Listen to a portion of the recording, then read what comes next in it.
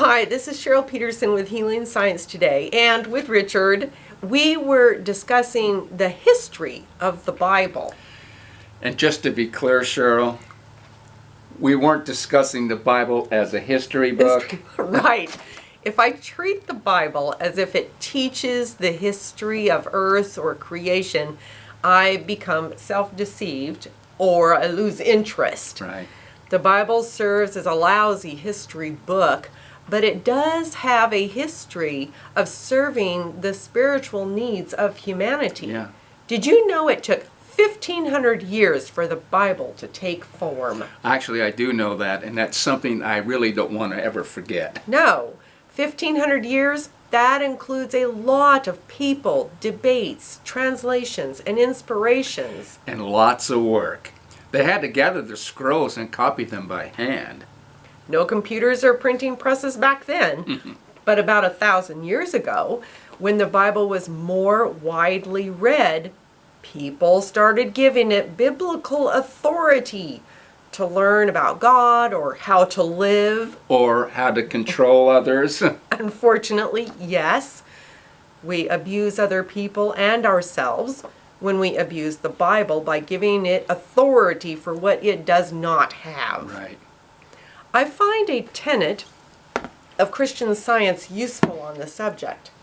It reads, "As followers of truth, we take the inspired word of the Bible as our sufficient guide to eternal life." That's interesting. A sufficient guide to life, not the only guide. Right.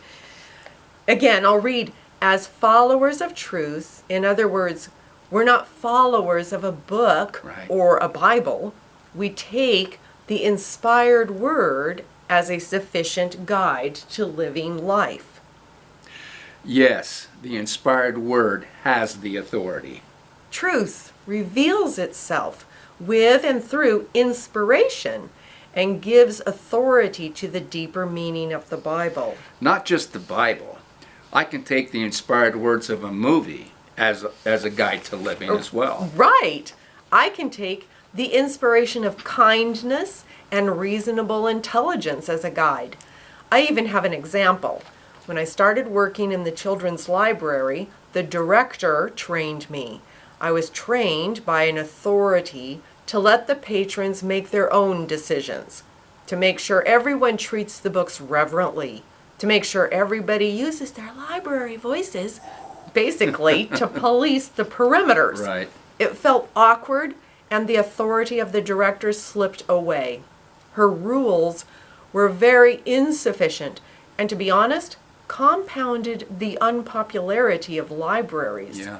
But another authority took its place, the authority of spirit, and its rule of helping one another.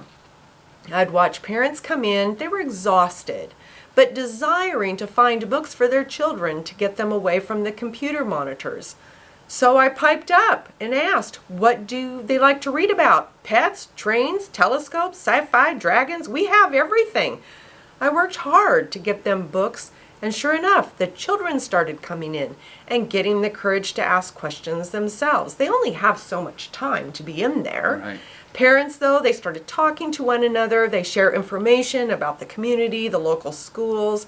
It's great, very active now. But I must say, the old director retired, and the new director is dynamite, welcoming, and always inspired. There is no lack of ideas.